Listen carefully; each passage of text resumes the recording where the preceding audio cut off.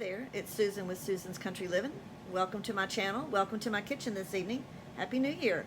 Um, I decided to participate in the Three Rivers Pantry Challenge. Jessica from Three Rivers Homestead challenges us every year to eat from our pantry all the things that we've put up. We've worked so hard spring and summer and fall, getting things in our meat in our freezer and vegetables in the freezer and canned, and getting our pantry ready for winter to have all those staples that we need, all those things to cook from.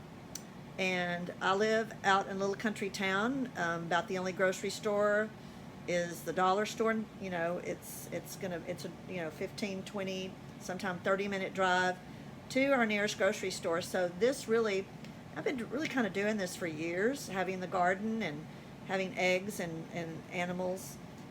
We raised rabbits for a long time.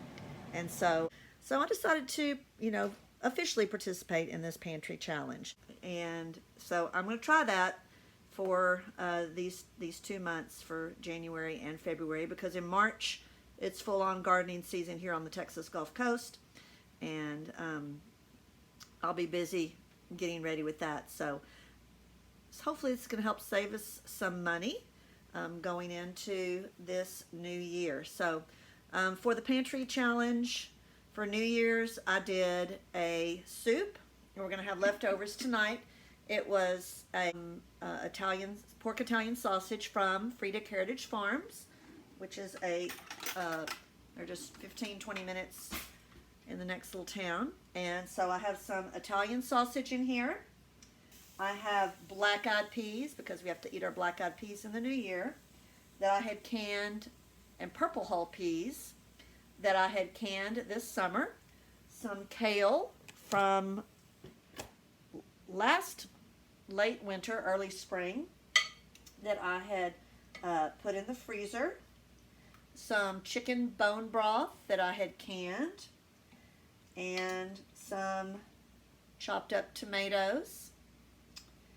The seasoning is some, salt and pepper, some red pepper flakes, and some fresh rosemary from the garden. So this we're gonna have this left over tonight, and it should be a lot better than it was on New Year's Day.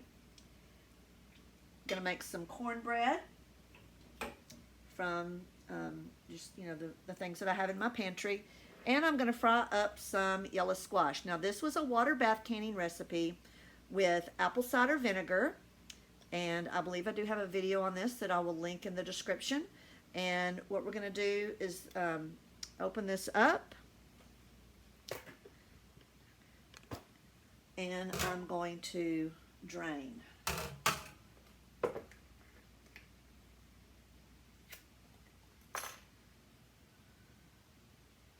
I used my Tatler lids for this water bath canning, and they worked really great. They sealed really well.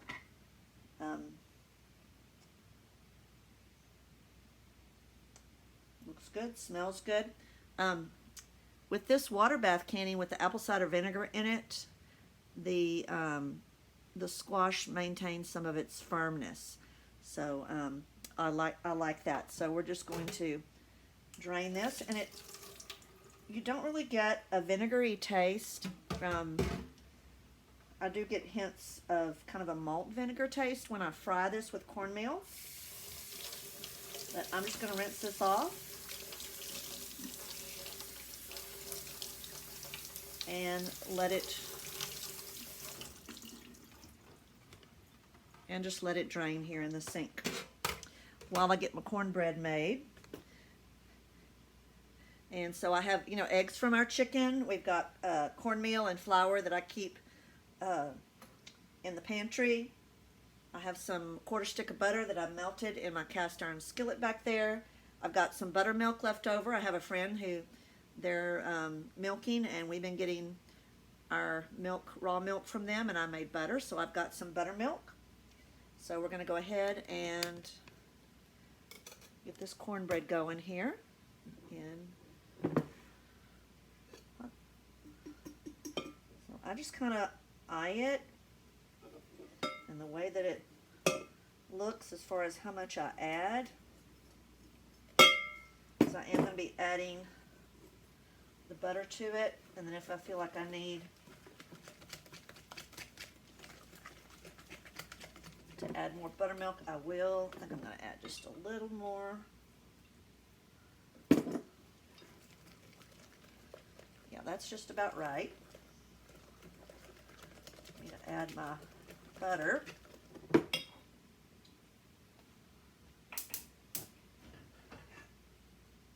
it browned just a little bit, but that's okay.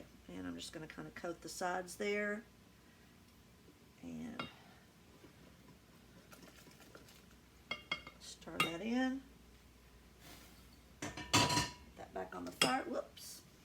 A little mess there. So what I have is a 3/4 cup of cornmeal, a 1/4 cup of flour, a teaspoon of baking powder, and a 1/2 teaspoon of salt, my mom's recipe, an egg, a 1/4 stick of melted butter, and that was probably maybe 1/2 cup of buttermilk. If you use a cultured buttermilk, it's going to be a little thicker, so I usually have to end up adding a little bit more. Over here, and we're going to put it in this hot skillet back here. It's on a very, very low heat.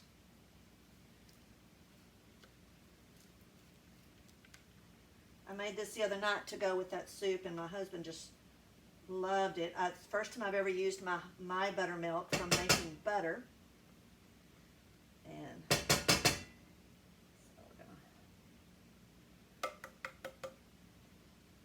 that. And we're going to put a lid on it and just let it cook. You know, being able to just, go to your pantry, to your freezer, for all the hard work that you've done during the summer, it's very rewarding. Trying to come up with new ways to use what I've preserved. Sometimes can be a challenge because you don't want to get stuck in the rut of the, green beans and corn and sausage, or fried squash, fried okra, collard greens. Even though it's great and good, sometimes I like to think of new ways to use things. So if you have another way to use something like squash, I'm just going to fry it tonight. Share it down there in the comments. So I hope that you've had a good new year so far, and that you might join the Pantry Challenge. It does take a little bit of thought ahead of time and preparation, making sure that you have the things that you need. But needing to empty that freezer out, berries, berry juice, making those jams and jellies, and trying to empty out that space for next year's harvest. So it also gets you thinking about what to grow. Like, I've got a shelf full of green beans still. I'm not going to have to grow green beans. I'm still eating previous year's green beans, and we'll finish those up this winter. So I'm not going to plant any green beans till the next growing season, and I want to focus on, I don't have a lot of tomato products, so I want to focus on some tomato products, and making some spaghetti sauces and salsas, and tomato juice and tomato soup, and maybe growing some different things that I normally don't grow for storage. It was my first year to grow butternut squash and winter squash, and those have been great in storage here. It's kind of hard here in the southern part of Texas along the Gulf Coast because we don't have cellars. It's warm. We might be in the 70s during the day.